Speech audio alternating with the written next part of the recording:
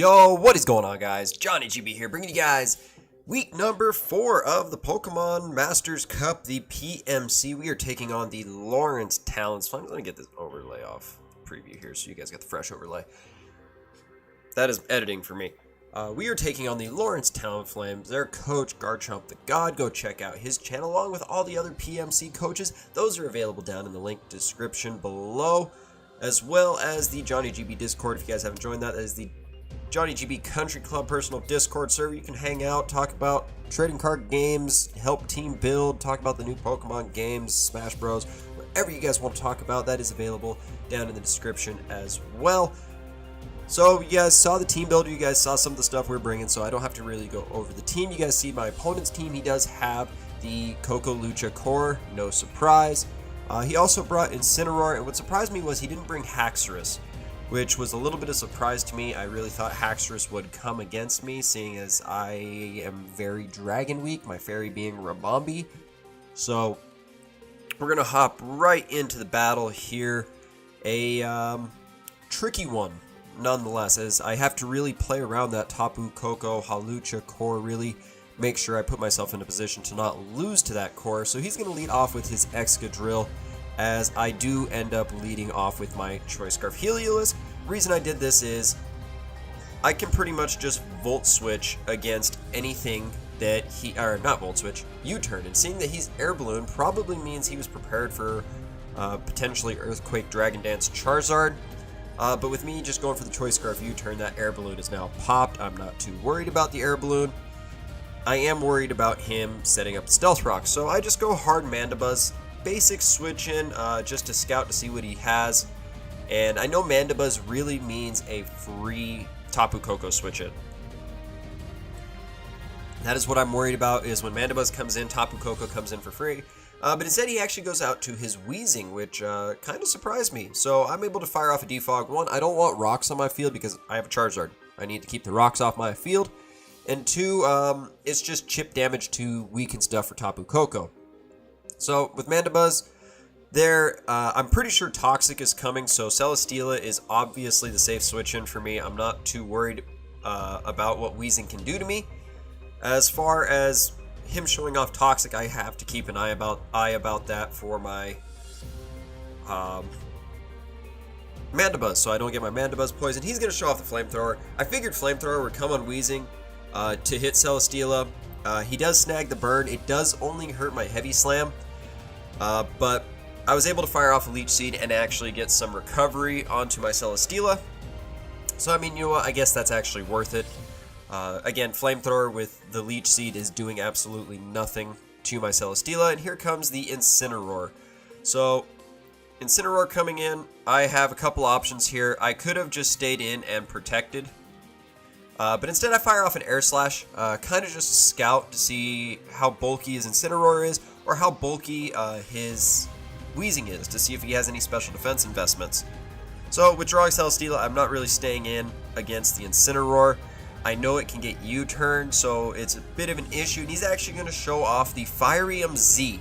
So his two Z users, as I explained in the team builder, or didn't really explain, I showed in the team builder, were Haxorus and Incineroar. But he is going to go for the Inferno Overdrive, and it's actually going to do 50% to my Mandibuzz. So with that, I was very happy that, hey, he wasn't able to do much. And now, I could have gone to Charizard, resisted it, and took less damage, but there was no real need for me to do that. And with Mandibuzz coming in, I get a free Roost, and have already burned his Z move. So with the Z move already burned, I am actually fairly happy in the direction this battle's going right now. He no longer has a Z move to break my Celesteela. Celesteela can Seed Protect against his team. And I've seen some of his moves on his Pokemon. So Weezing I know has Flamethrower, I know has Toxic. Not too worried about it. Here I'm able to go Charizard. Really just trying to predict him to go out into potentially Excadrill or Incineroar, and instead he actually goes to his Tapu Koko. So with Tapu Koko coming out, Charizard can actually Dragon Dance against this thing. Now why is that good? Because Charizard can now take can take 2 Thunderbolts in electric terrain from Tapu Koko.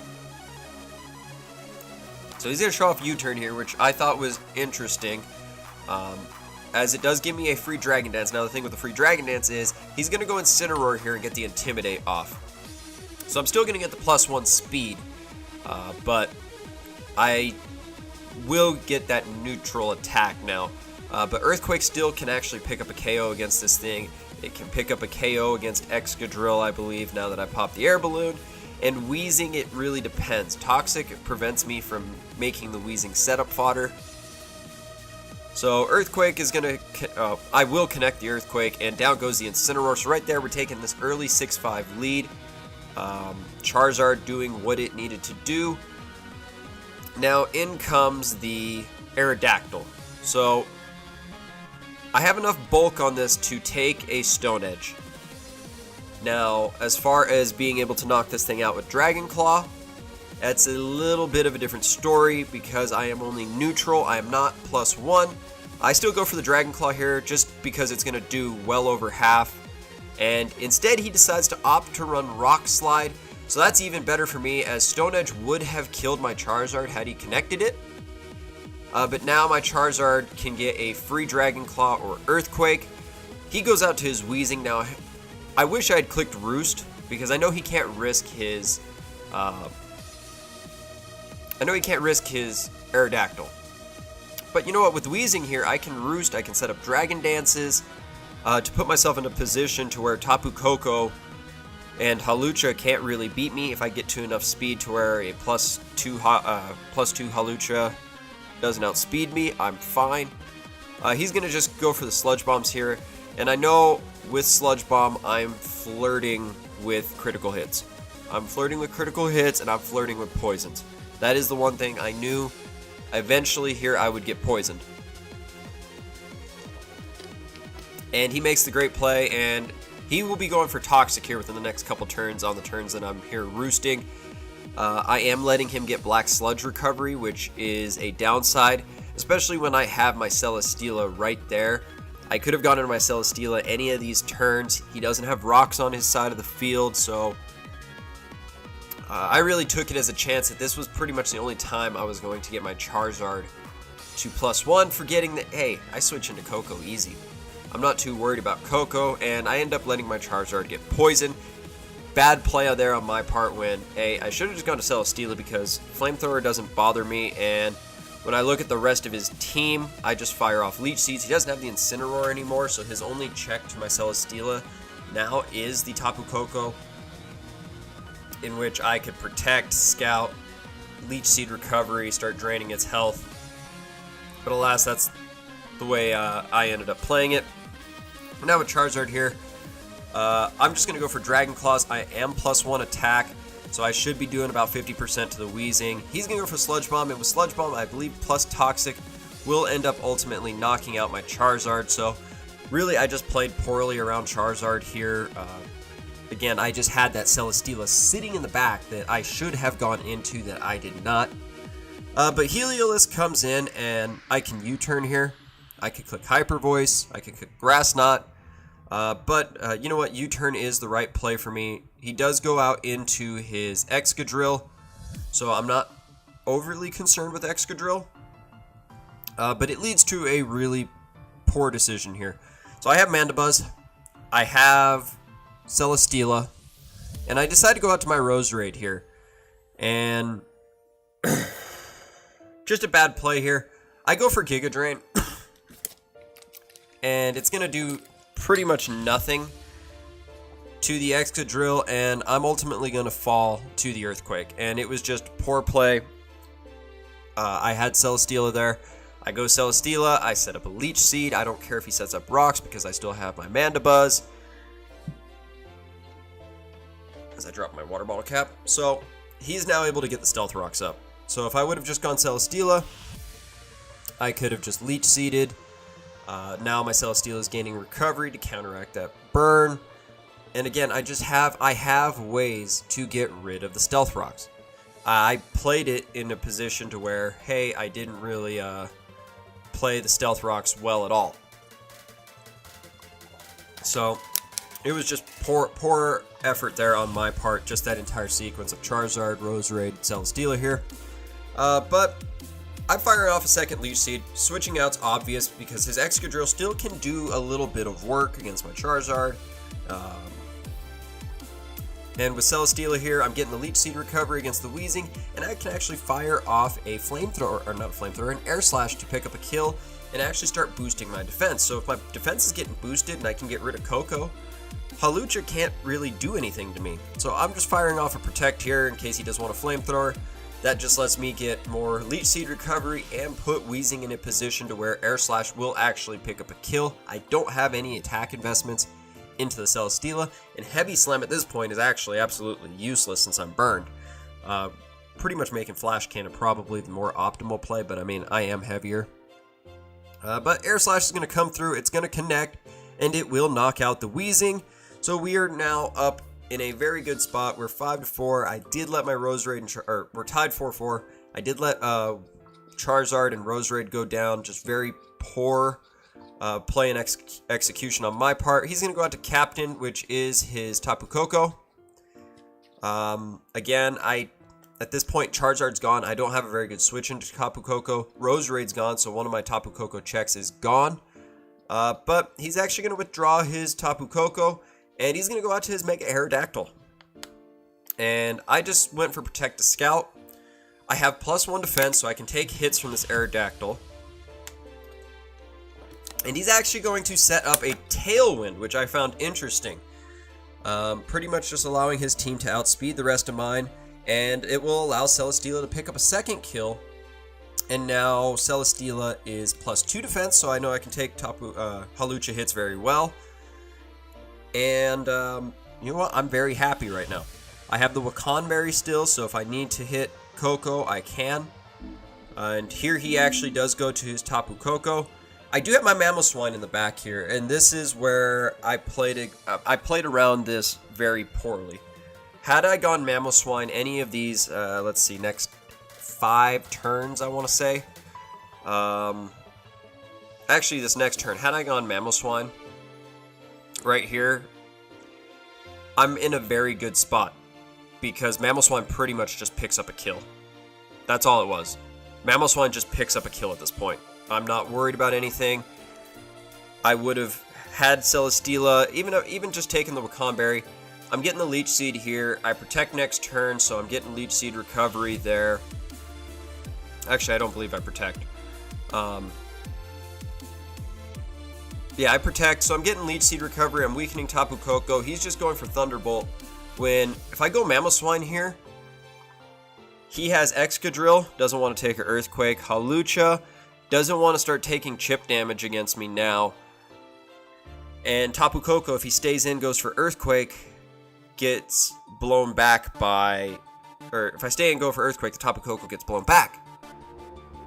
So I had no reason not to go Mamoswine here, and it was just a brain fart on my part as I sack off Celesteela. And it was just an unfortunate event on my end to do that, especially since I have Protect for the shenanigans, because I believe he might just be High Jump Kick, Acrobatics, Swords Dance at the time. But in comes the Mamoswine. Again, it's just Earthquake. I actually just go for the... yeah, I believe it's just the Earthquake. No, I just go for Stealth Rocks. So I go for Stealth Rocks because, one, I'm getting chip damage on Koko. I'm getting chip damage on the Hawlucha when it comes in. And I know Ice Shard can actually take out this Excadrill, so I'm not too worried about it. I have Ice Shard. I'm good to go. Excadrill goes down. So we're in a good spot, I guess. The downside is if I kill Hawlucha here, or if I kill Koko here, Hawlucha is his last Pokemon. And with Hawlucha being his last Pokemon, that makes the Whirlwind I have on my Mandibuzz completely useless. So he's going to fire off a Dazzling Gleam here. I just go for Earthquake to get the damage off and pick up the KO. Yes, he's Shuckleberry with the damage that I have out there. Adamant Max Attack. It is enough to take out the Tapu Koko, so we're okay. He did not bring Grass Knot, which was a little surprising. I thought he would for the Mamoswine. But it is what it is. So he's going to go out to Rey Mysterio. He's going to get the Electric Seed. He's going to get that +1 defense boost. and I just have my Mandibuzz sitting in the back. That is all I can do against this Hawlucha. And this is where I kind of regret not bringing my Lodic with the Flame Orb to take these hits, and then from there to potentially get Scald Burns or hit it with Ice Beam. What can I do there? He's going to just go for Acrobatics, pick up the kill. That's all he needs to do. Mamoswine will fall, but hey, you know what? Mamoswine, you did your job. Now with Mandibuzz, I have only Foul Play. I have nothing to actually hit this thing. And he's going to actually show off Roost. So he's Roost, Acrobatics, probably Swords Dance, and High Jump Kick. That's what he has. I just go for Foul Play. Even Toxic over Whirlwind would have been good to put this thing on a timer. But it just didn't pan out for me, as he's going to go for the High Jump Kick. If I got any High Jump Kick misses, I was actually in a good spot. I made a mistake. I went for a Foul Play again instead of roosting up. Had I roost, you know what? I'm wearing this Hawlucha down. I'm not really giving him a good chance to set up because my Mandibuzz is full health. He's going to go for a second High Jump Kick here. And pretty much at this point, I know if he sets up a Swords Dance, it's game. I can't do anything to him. So pretty much roosting is my only option. He's going to make another very good play here, and he's going to go for the Swords Dance on the turn that I do roost up. I wish I had clicked Foul Play here, but unfortunately it just wasn't the case for me. Here comes the Swords Dance, and that pretty much just signifies game at this point. I can't do anything. Foul Play is going to do an okay amount. Choice Scarf, Heliolisk. Even at timid max speed, I don't outspeed at +2 Hawlucha. And High Jump Kick just does so much damage. And Foul Play is going to weaken Rey Mysterio to a decent range. But again, it's just I have nothing. If I had Brave Bird, I'm doing okay damage. Toxic, we're whittling it down. Plus Foul Play maybe. We have a very good chance that, hey, you know what? He could die to Toxic. I was really banking on a High Jump Kick miss. That was pretty much one of the only ways I could actually end up winning, was right here. I believe he just goes for Acrobatics for the safe KO. But had he gone for a High Jump Kick and missed, would have been the only way I could have won the game. But unfortunately, it just didn't pan out for me. I had the right builds. I played really poorly with the Charizard. Just that one stretch. Charizard, Roserade, and Celesteela. I played that entire stretch poorly. And then I sacked off my Celesteela when I didn't really need to. I could have used it to Leech Seed the Hawlucha. I could have used it to... I mean, that's pretty much it. I could have used it to Leech Seed the Hawlucha. Now my Mandibuzz is getting more recovery on top of the leftovers. Could have brought Rocky Helmet on my... Mandibuzz. This is all hindsight stuff now that I look back at the battle. But again, Austin played it very well. He kept his Hawlucha until the very last Pokemon to make sure that Whirlwind Mandibuzz wasn't an option, and pretty much just sees where I need to fix upon my play, stay focused and such.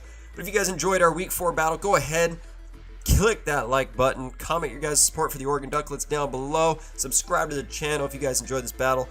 And join the Johnny GB Country Club. Come hang out, chill, help with the team building process. But with all that being said, guys, I am Johnny GB, and I'm out.